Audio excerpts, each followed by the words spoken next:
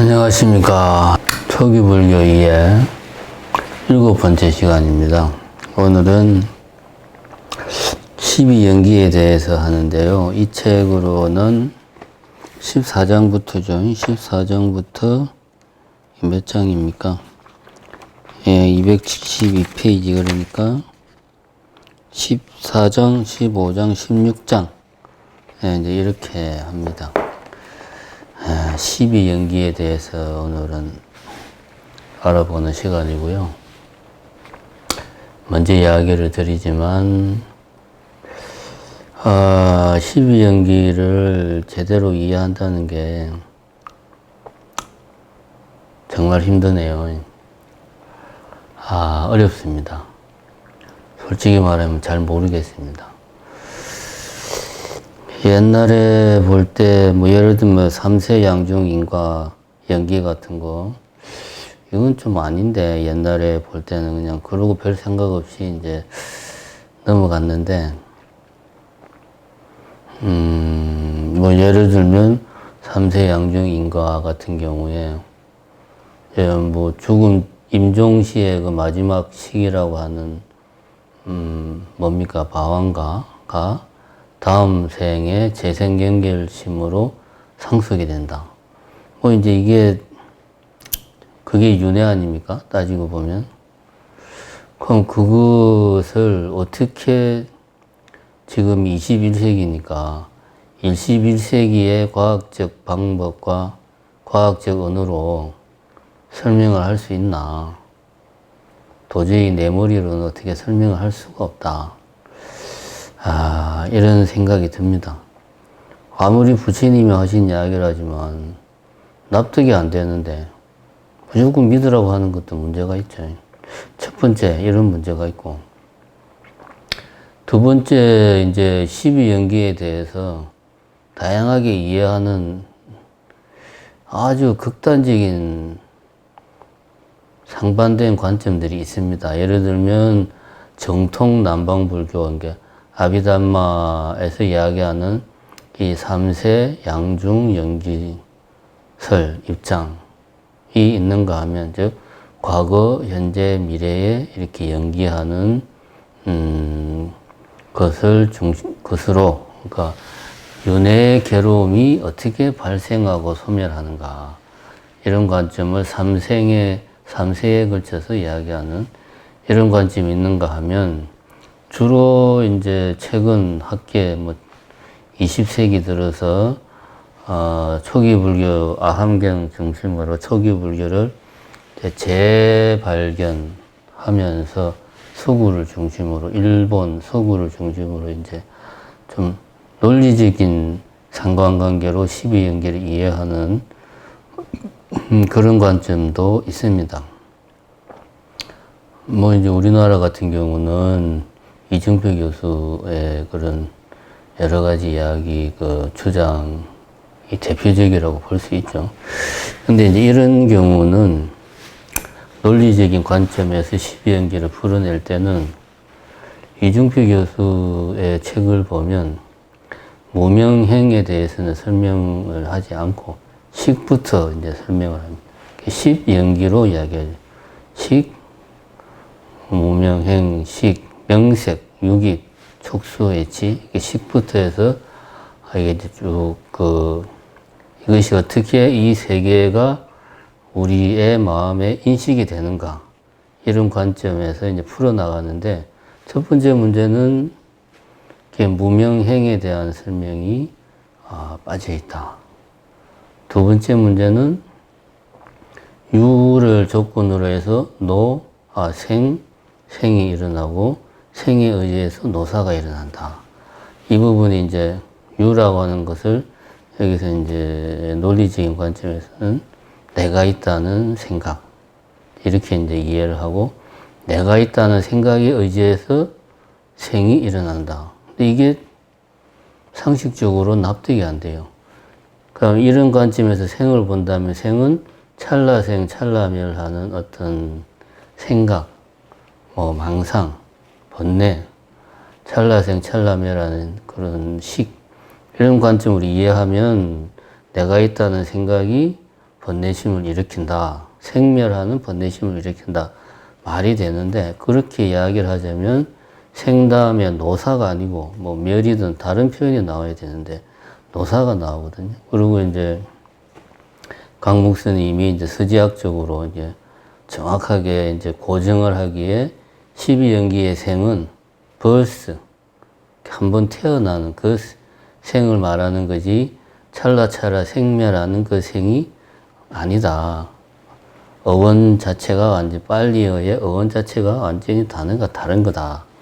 또 이렇게 이야기하기 때문에 이런 논리적인 상관관계로 접근할 때는 무명행에서 식으로 넘어가는 과정에 대한 설명이 미흡하고 또 유에서 생노사로 넘어가는 과정이 또 제대로 설명이 안 되고 근데 이제 식에서부터 유까지는 아까도 이야기했지만 어떻게 이 세계가 우리에게 인식되는가 인식되는 과정에서 나와 인식하는 주체인 나와 인식되는 대상인 어떤 대상, 객체가 이렇게 나누어지고 인식하는 그 뭔가를 내라고 집착하고 그 대상을 보는 내가 보는 대상으로 뭐 인식하는 이렇게 나누어지는 이런 과정을 설명하는 것은 충분히 뭐 납득이 되는데 앞뒤로 부분은 뭔가 설명이 부족하다. 뭔가 빠진 것 같다.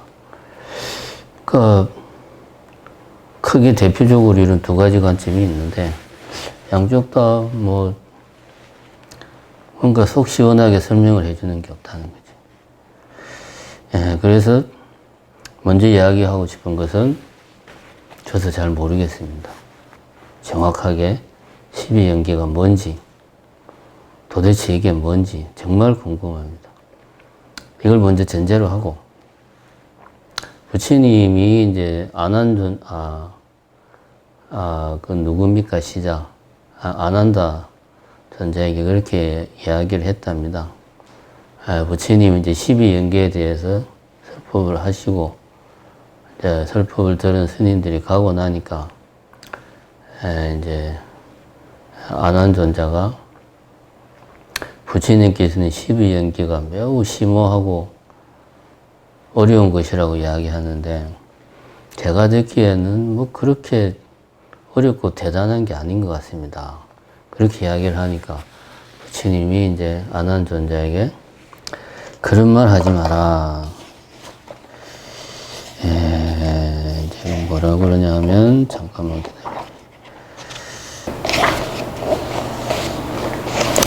어쨌든 그래서 이제 부처님이 그거는 네가 잘못 알고 있는 거다. 12연계야말로 실로 매우 어려운 것이다. 이해하기 힘든 것이다. 비유를 들자면 아주 깊은 호수가 있다면 그 호수, 깊은 호수가 있는데 그 물이 아주 맑고 투명해서 이렇게 언뜻 보면은 그렇게 깊어 보이지 않는 그런 호수를 생각하면 된다. 그런 아주 투명하고 깊은 호수를 표현할 때 심심이라는 단어를 쓰거든요. 우리가 뭐 천수경에 무상심심이묘법 이런 말이 나오지 않습니까? 무상, 위 없이 심심, 심, 앞에 심자는 심각하다 할 때 심, 뒤에 심자는 그 심해, 아주 그 집중적으로 탐구하는 그 심자. 그러니까 매우 깊다라는 뜻인데 이게 아주 투명하기 때문에 겉으로 보기에는 별로 안 깊어 보여. 근데 사실은 아주 깊다. 우리가 12연계를 대하는 것도 마찬가지다. 언뜻 보면 그렇게 어려워 보이지 않고 별거 아닌 것 같은데 사실은 투명하고 깊은 호수처럼 매우 깊은 뜻을 담고 있고 제대로 이해하기가 어렵다. 이렇게 이야기를 부처님이 하셨다고 합니다. 그 다음에 청정도론을 쓴 아눌루타 스님인가요? 그쪽 스님들은 법명들이 다 이게 생경해가지고 그 스님도 그런 이야기를 하셨답니다. 이 아비달마 중에서 가장 어려운 부분이 바로 이 연기에 대한 부분이다. 그것이 가장 어렵고 이해하기 힘들다.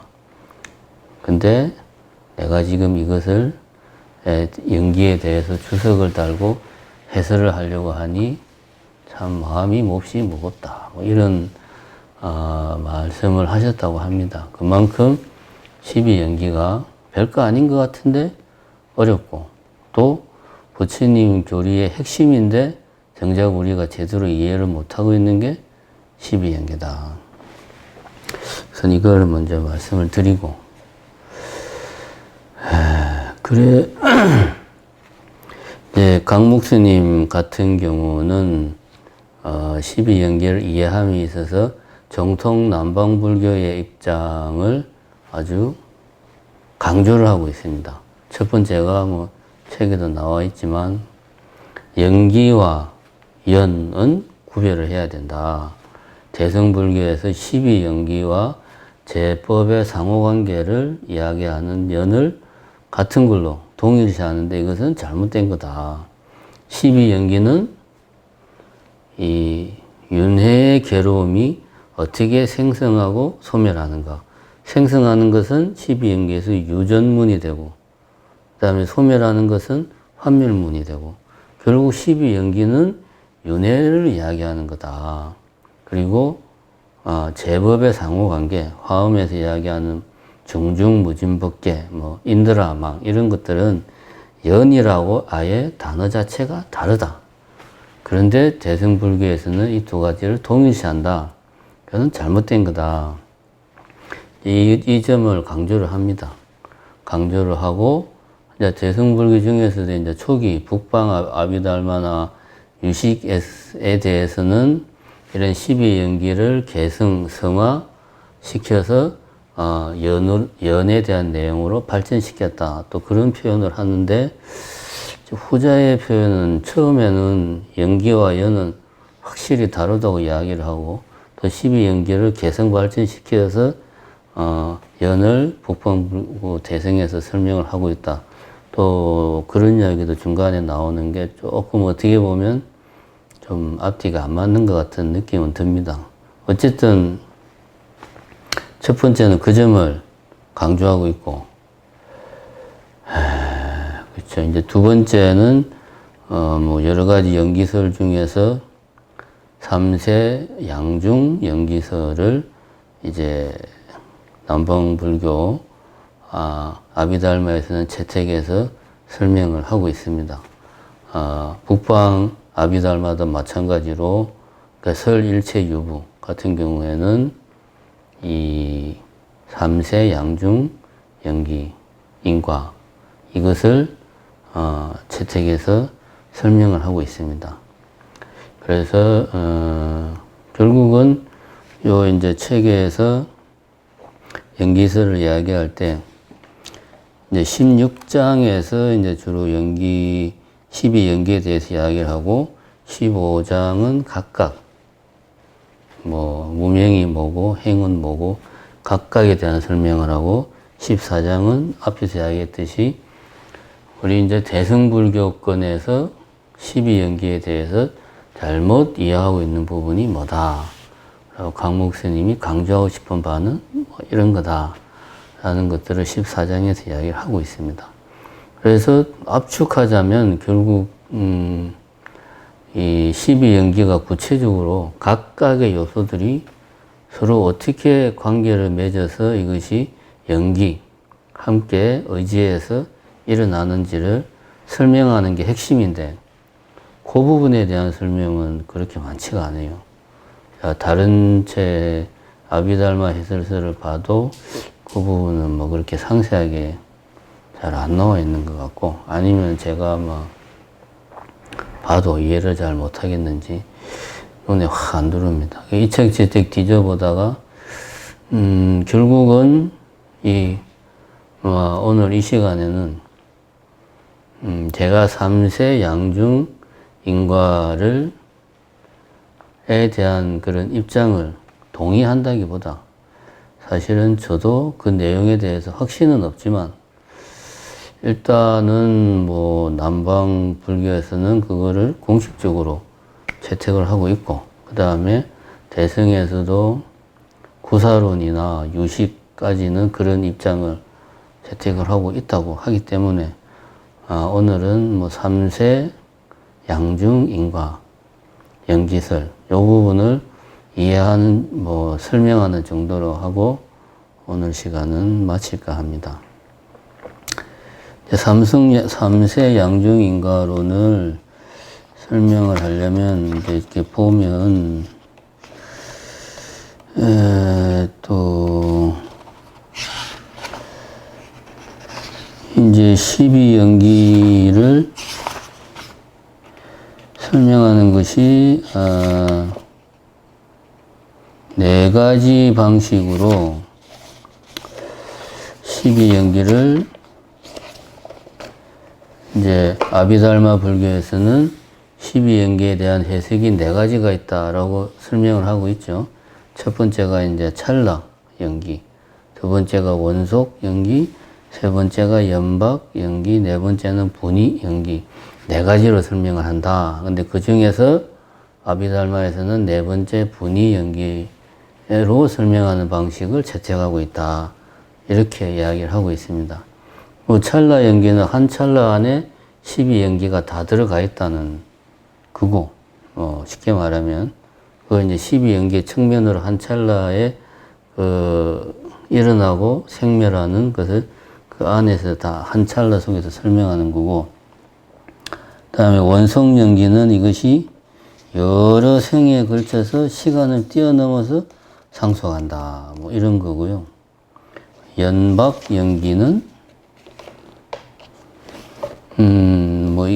이것도 뭐 설명은 이렇게 나와 있습니다. 이거는 12찰나에 걸쳐서 동류와 이류의 인가로서 연이어 상속 계계한다.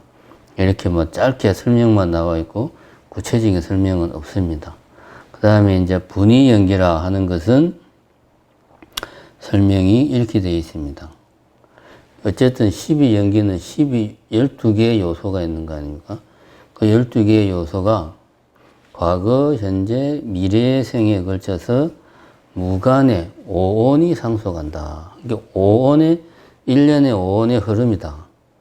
라고 일단은 보고 있는 거고, 그리고 각각이 예를 들면 처음에 무명이다 하면 그것은 5원인데 무명의 측면이 두드러진 상태로 두드러지니까 그것을 무명이라고 설명을 했고, 예를 들면 유 같은 경우도 5원인데 유의 상태가 두드러지니까 그것을 유라고 설명을 한 거고, 중간에 뭐 촉, 수, 애, 치 이런 것도 있지 않습니까? 수는 5원에서 말하는 수원이잖아요. 그런 식으로 여기는 수가 두드러지니까 수라고 이야기했고 12연기를 5원의 1년의 상속으로 설명을 하고 있는 거죠.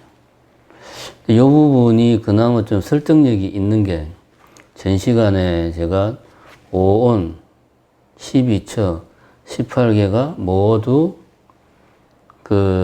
같은 이 인식된 세계를 설명하는 각기 다른 틀이다 라는 이야기를 했습니다. 5원이 설명하는 대상이 다른 게 아니고 12처가 5원과는 다른 뭔가를 설명하는 것이 아니고 모두가 다 이 세계, 이 세계라고 말하면 당연히 나도 포함이 되는 거죠. 생명체도 포함되고 무생명체도 포함되고, 내가 인식하는 주체도 포함되고 인식되는 대상도 포함되고, 부처님이 말하는 일체, 세계는 인식된 세계, 경험된 세계이고, 그것을 설명하는 다양한 틀 중에 하나가 5원이고 그 중에 하나가 12초고 18개다. 결국 경험된 세계, 일체를 설명하는 틀이다. 이렇게 저번에 이야기를 했습니다. 그러면은 12연계를 하는 것은 그 5원의 1년의 흐름이라는 거죠. 5원이 인식된 세계, 경험된 세계를 설명하는 틀이라고 본다면 그 매 찰나 5원이 각각 서로 상속해서 1년의 흐름으로 쭉 이어지는 과정, 이것을 12연기로 12연기라고 하자. 그러면 뭔가 앞에 그 관념적 존재, 우리가 있다라고 생각하는 관념적 존재를 법으로 해체해서 먼저 아공을 체득하고, 그 다음에 그 해체한 법, 각 개별의 법에 대해서 그 법의 고유의 성질을 깊이 통찰해가지고 무상과 고와 무아를 체득해서 열반으로 이룬다. 이게 이제 법공의 과정이고, 이런 과정을 거쳐 나가기 위해서 오온이라는 틀을 이제 제시를 한 거죠. 이 부분과 12연기가 하나의 상관성을 가지고 연결이 된다는 거죠. 12연기는 5원의 1년의 상속이다 라고 설명하고 있으니까 좀 앞부분의 설명과 앞부분의 설명의 연장선상에서 이해할 수 있다. 앞부분에서는 5원이라는 게 뭐냐?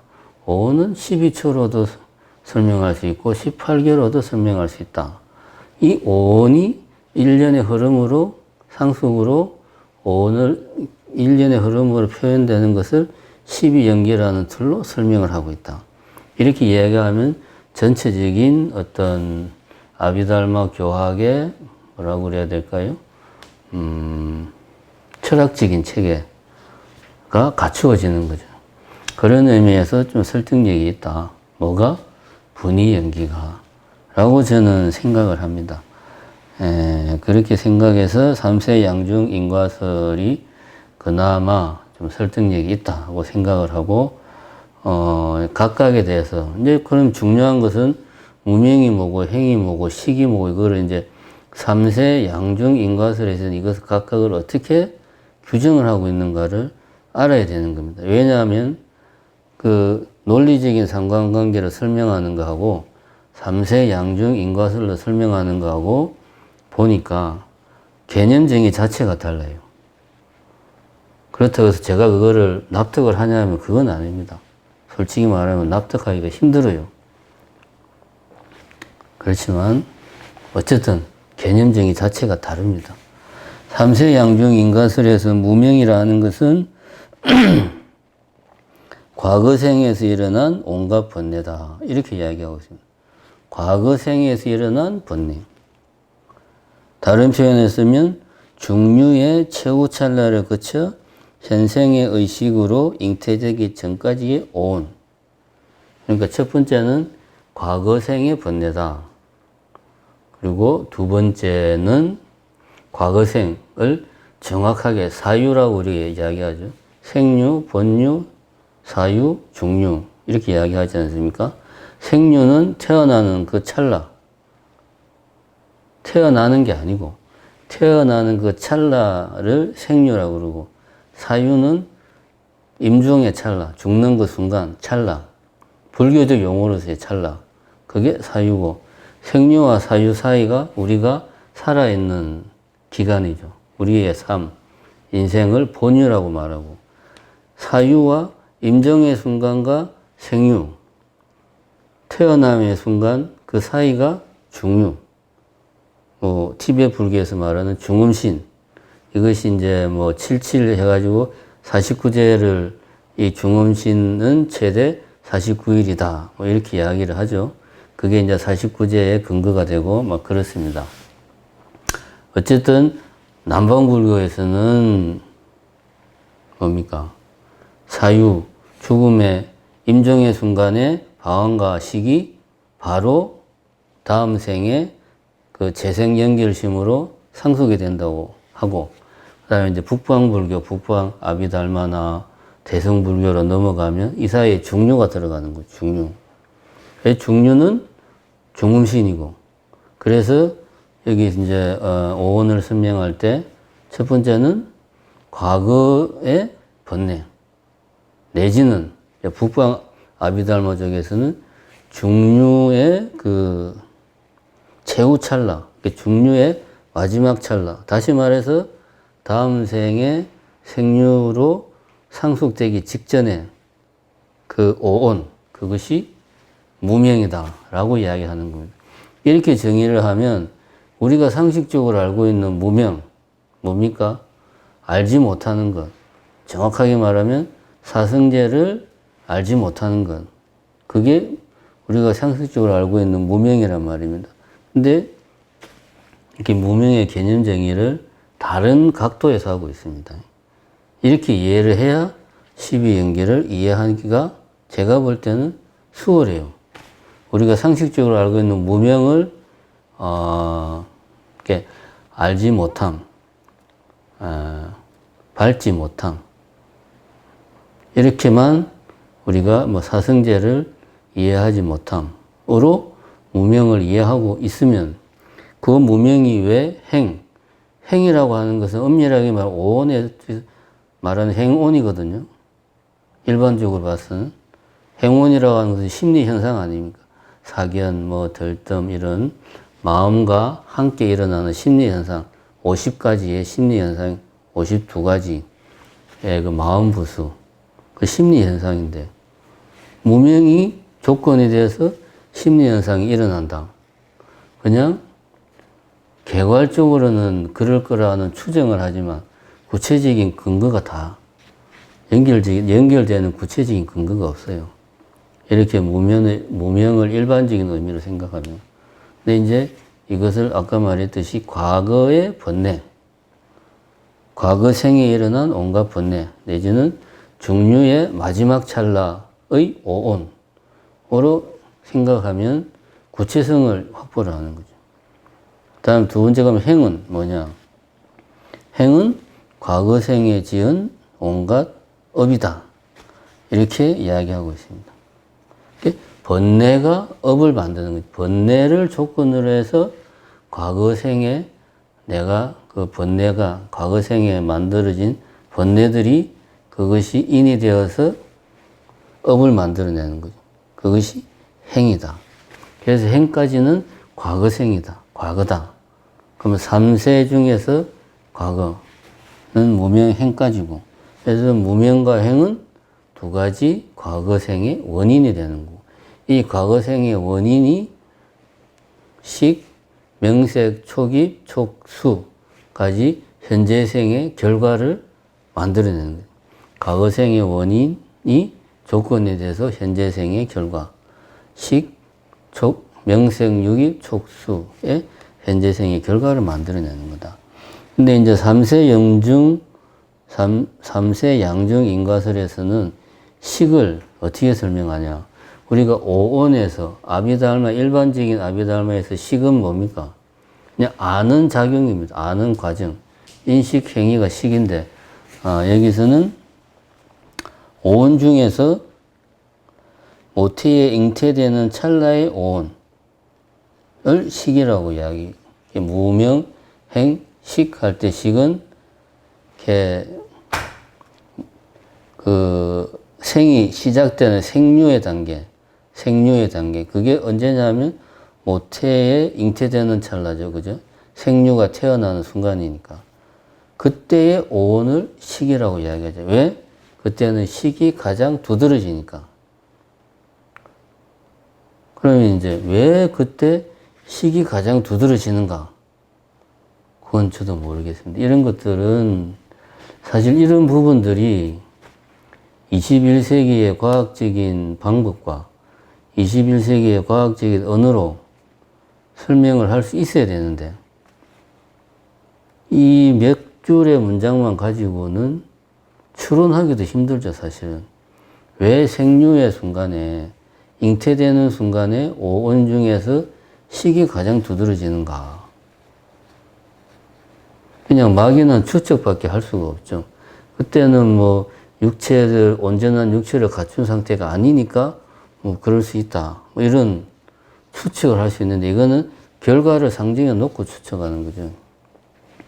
어쨌든 이런 것들은 좀 막연합니다. 과학적 측면에서 수용하기가 좀 무리가 있다. 그래도 일단은 뭐 그렇게 부사론이나 아비달마에서 이야기를 하고 있으니까 일단 생류의 오온을 시기라고 한다. 이렇게 규정을 하고, 그럼 명색은 생류 다음에는 이제 본류가 시작되잖아요. 임신을 해서 1주, 2주, 3주, 4주에서 애가 이제 점점 좀 커지지 않습니까? 그때, 잉태 이후 육처가 생겨나기 전까지의 오온을 명색이라고 이야기를 한다. 우리가 이 인식 과정에서 명색이라고 하면 명은 이름이고 색은 모양을 말하는 거라, 그죠? 그래서 명색하면 인식 과정에서 이름과 모양을 인식한, 그러니까 뭔가가 있다. 이렇게 생긴 뭔가가 있다는 걸 내가 알아차리는 그런 단계가 인식 과정에서 명색인데, 여기서 명색은 개념 규정 자체가 많이 다르죠. 잉태 이후 육처가 뭡니까? 안, 이, 비, 설, 신, 의 아닙니까? 쉽게 말하면 감각기관, 눈, 코, 귀, 뭐 이런 감각기관이 생성되기 전 단계의 오온을 명색이라고 한다. 그 다음에 육처는 아까 말한 그런 감각기관, 뭐 눈, 코, 귀 등등 이런 것들이 그 화합하기 전까지의 오온이 육처다. 이렇게 이야기를 하고 있습니다. 다음에 촉은 육근, 육경, 육식이 화합한, 육촉이라고 그러잖아요. 화합한 단계에서 그 다음에 수가 아직 나타나지 않은 단계죠. 수는 즐겁다, 괴롭다, 즐겁지도 괴롭지도 않다. 그게 수 아닙니까? 그런 수, 느낌. 그런 느낌이 아주 분명하지 않은 상태에서 그런 상태의 오온. 그래서 3살에서 4살까지의 단계다라고 이야기를 하고 있습니다. 이게 촉. 수는 그 다음에 수는 이거는 이제 즐겁다, 괴롭다라는 느낌은 있지만 좋다, 싫다라는 그런 탐을 일으키지 않은 전 단계. 그래서 뭐 5세나 7세부터 14세나 15세까지다라고 이렇게 규정을 하고 있습니다. 그것이 수. 이렇게 해서 식에서 수까지는 결과죠. 과거생의 원인, 무명, 행까지의 과거생의 원인으로 인해서 나온 결과가 식, 명색, 유기, 촉, 수까지입니다. 그 다음에 수로 인해서 애가 일어나죠. 애는 이렇게 설명하고 있습니다. 3세 양중 인과설에서는 의복, 물자, 이성, 이런 남자, 여자는 이성에 대한 애탐이 생겨나지만 아직 널리 추구하지 않은 상태의 오온이다. 그래서 16세부터 성년에 이르기 전까지다. 이렇게 이야기하고, 치는 성년의 단계를 말하는 거죠. 치라고 하는 것이 이렇게 두드러지게 강하게 검어진다. 뭐 그런 뜻이기 때문에 애의 단계가 강해진 거죠. 치. 이렇게 설명을 하면 여기서 이제 보면 애와 치는 과거생의 무명과 동일하다. 애라고 하는 것은 가래고 치는 집착이잖아요. 가래와 집착이 다시 말하면 번뇌죠. 그게 아까 무명이 뭐라고 그랬습니까? 과거생의 갖가지 번뇌가 무명이다 라고 12연기에서 이야기를 하고 있으니까, 그리고 이것이 양중이잖아요. 3생에 걸쳐서 양중, 인과가 과가 두 번 중복된다 이거죠. 첫 번째 인은 무명행의 과거생이고, 그 다음에 현재생에서 식, 명색, 유깁, 촉, 수까지가 과. 그 다음에 두 번째 인이 치가 두 번째 인에서 과거생의 무명에 해당하는 거예요. 치 다음에 유잖아요. 이거는 이제 이렇게 이야기하면 과거생의 행에 해당하는 거죠. 번뇌가 업을 만드니까. 그래서 이제 치 다음에 유가 나오는 거죠. 그래서 치에 따라 이것은 미래 존재를 낳게 되는 업을 조작한다. 그것이 유다. 이것은 과거생의 행과 동일하다. 이렇게 설명하고 있습니다. 굳이 이것을 유라고 이야기한 것은 다음 생, 미래생의 생을 조작을 하기 때문에, 일으키기 때문이다. 이렇게 표현을 하고 있습니다. 그리고 이제 생부터는 다음 생이 되는 거죠.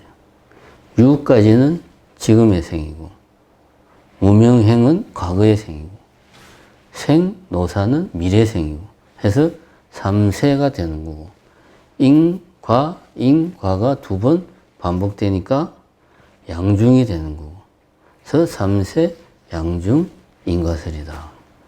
이것은 결국 뭘 이야기하는 거냐? 오온이 상속되는 과정을 12요소가 서로 연기하면서 일어나는 것으로 오온이 상속하는 과정을 설명을 하고 있다. 이렇게 설명하는 목적은 뭐다? 윤회의 괴로움이 이런 과정을 통해서 일어나고, 윤회의 괴로움을 없애려면 이런 과정을 역순으로 밟아서 윤회의 괴로움을 없애야 된다. 해서 12연기를 이야기를 하고 있는 거죠. 이거 이제 비유를 들면 이런 비유를 듭니다. 누구지요? 그 나가세나 존자, 밀란다 왕문경에서 밀란다 왕이 윤회가 뭐냐 물어봤을 때 촛불이 옮겨가는 것으로 설명을 했습니다. 촛불이 쭉 있는데 A라는 촛불이 있고 B라는 촛불이 있고 C라는 촛불이 있다. 그럼 A라는 촛불에 있는 불이 여기서 A라는 촛불에서 불이 켜졌다가 꺼지고 B라는 촛불의 불도 켜졌다가 꺼지고 각각의 촛불은 생멸하는데 이 촛불은 각각은 생멸하되 그 옆으로 이어져서 상속되어서 불이 마치 전달되는 것처럼 보인다. 이걸 윤회다라고 설명하는데 이걸 현대식으로 좀 더 이렇게 설명하면 감이 잘 안 오거든요. 좀 더 현대적으로 설명하면 영화를 생각하면 됩니다. 영화는 1초에 24장의 사진이 쫙 쏘는 그 빛 앞에 나타났다가 사라지고 1초에 24장의 사진이 스쳐 지나가는 거죠. 그러면은 실제로는 24장의 사진이 어떤 특정한 자리, 빛이 쫙 비춰지는 자리에 있다가 없어지고 이 과정을 계속 반복을 하고 있는데 우리가 보기에는 큰 스크린에 사람이 뛰어다니고 개가 짖고 그런 식으로 막 나오는 겁니다. 그죠? 그래서 그 화면에 보이는 걸 우리는 거기서 막 웃고 울고 사람들이 막 싸우고 사랑하고 하는 그런 모습들을 보고 우리는 그것을 이제 한편의 영화로 생각하는 겁니다.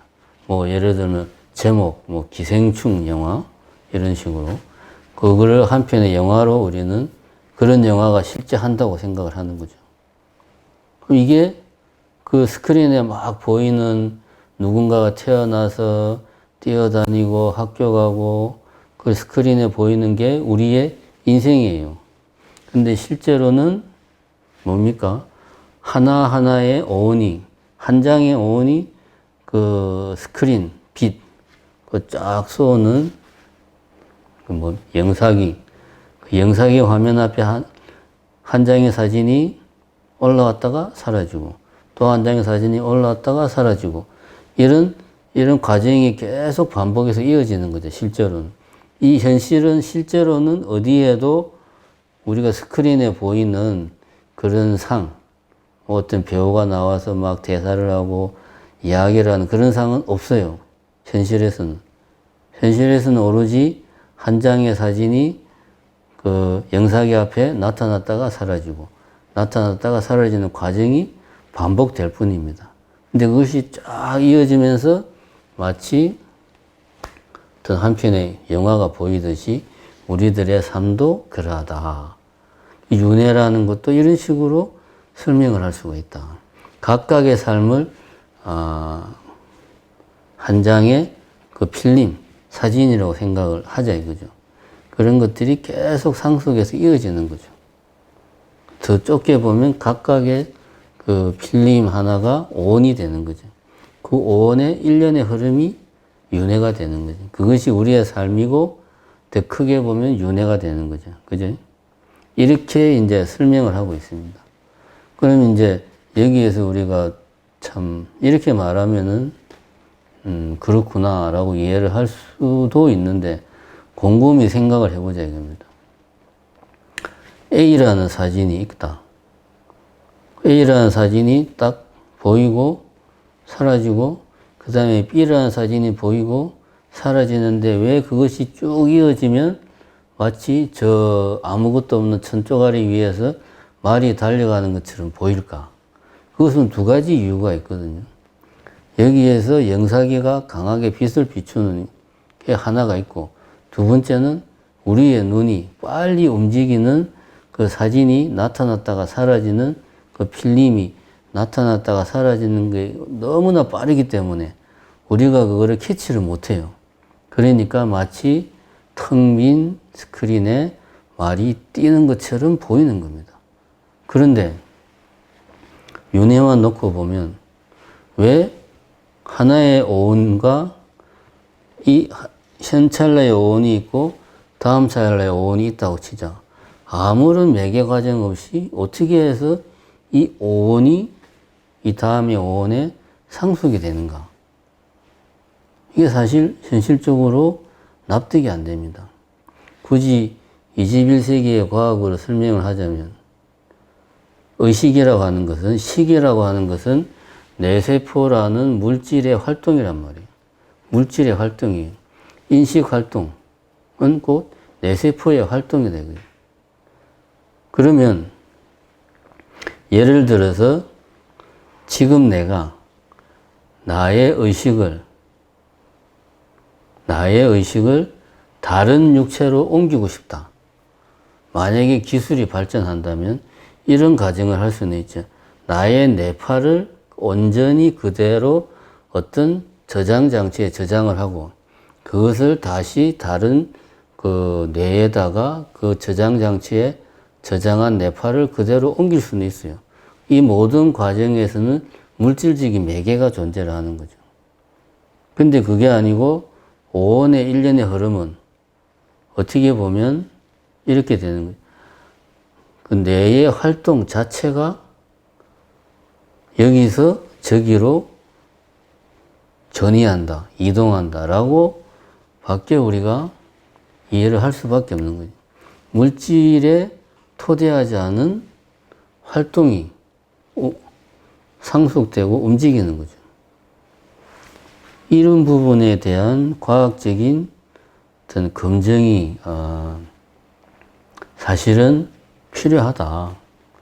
우리가 상속이라는 표현으로 그냥 간단하게 치부해 버리는데 그것이 상속이라는 표현이 구체적으로 어떤 메커니즘으로 일어나고 있는가. 지금 현대는 이 우주선이 뭐 태양계 밖으로 나가고 해왕성,冥왕성까지 막 하고 그러는 시대입니다. 그러면 당연히 우리 뇌의 활동도 면밀하게 분석을 할 수가 있고 또 그런 현대의 도구와 현대적 방법으로 이런 의식의 상속, 오온의 상속을 설명할 수 있어야 돼요. 어떻게 보면. 만약에 이것이 설명이 안 된다. 그러면 부처님께서 부정을 했던 영혼이 존재한다는 것하고 다르지 않아요. 인식 활동이 그 자체로 이어진다라는 식으로 밖에 설명을 할 수가 없는 거죠. 상속의 오온의 상속이라는 그 상속의 메커니즘을 규명하지 못한다면 이런 것들이 사실은 부처님께서 어렵다. 12연기가 아주 심오하고 어렵다라고 이야기한 것은 바로 이런 상속이라고 하는 부분을 결국 우리가 수행을 통해서 오온이 찰나생, 찰나멸하는 오온이 상속하는 과정을 수행 속에서 우리가 그것을 체득을 해야 되는 거예요. 그리고 그것을 현대의 언어로 표현할 수가 있어야 되는 거예요. 그래야지만이 우리가 상속이라는 것을 정확하게 알 수 있는데 그것이 너무나 심오하고 어렵다는 거지. 근데 한마디 말로 오온이 상속한다 라고 말하면 또 어떻게 보면 별거 아니에요. 아, 오온이 쭉 마치 물 흐르듯이 이어지는구나. 이렇게 말하면 간단하게 끝나버리잖아요. 근데 그게 아니다. 상속이라는 말이 담고 있는 깊은 의미를 우리는 수행 속에서 체득을 하고 그것을 내가 확인을 해야지만이 진짜 깨달았다고 말할 수 있다. 그렇지 않으면 그냥 관념적으로 이해하는 것이다. 그것은 어떻게 보면 영혼이 존재하는 것하고 다를 바가 없다. 라고 저는 생각을 합니다. 어쨌든 12연기가 부처님이 당신의 교리 중에서도 가장 중요하다고 이야기를 했고 또 그 후대의 스님들이 부처님의 교리 중에서 가장 중요하지만 가장 심오하고 어려운 게 12연기라고 그랬어요. 그래서 잘 모르겠습니다. 저도. 제가 이해한 수준은 이 정도까지고 여러분들도 좀 이 부분은 우리가 더 많은 공부와 그리고 실천, 수행이 필요하다. 그래서 자기 마음을 진짜 찰나 순간에 마음을 내가 통찰할 수 있는 그런 능력, 어떤 수행 능력을 가지기 위해서 노력을 해야 그나마 12연기에 대해서 이런 것이다 라고 말할 수 있지 않을까. 예, 저는 그렇게 생각합니다. 어쨌든 오늘 이야기는 다시 말씀드리지만 제가 뭘 알고 하는 이야기가 아닙니다. 그냥 책에 나온 이야기를 조금 더 정리를 해서 했을 뿐이고요. 그래서 내가 하는 이야기가 맞다는 보장이 전혀 없습니다. 그렇게 하시고 오늘은 여기까지 하고 아비달마 불교에 대해서 처음부터 좀 깊이 있게 공부할 필요가 있다라는 생각을 했습니다. 이게 법에 대해서 마음 보수 이런 내용들에 대해서 사실 초기 불교 이 책에서는 그런 부분들은 간단하게 처리하고 바로 이제 그 다음 단계 조건, 범주 이런 부분들에 대한 설명으로 들어가는데 법 그 자체에 대한 올바른 이해가 정말 중요하구나 하는 생각을 다시 한번 더 했습니다. 그래서 다시 한번 처음부터 이 아비달마 불교를 처음부터 다시 한번 꼼꼼하게 볼 필요가 있겠다. 그리고 그것을 대승불교와 무엇이 다른지를 보다 분명하게 알 필요가 있겠다. 이런 생각을 많이 했습니다. 네, 오늘은 이것으로 마치겠습니다. 감사합니다.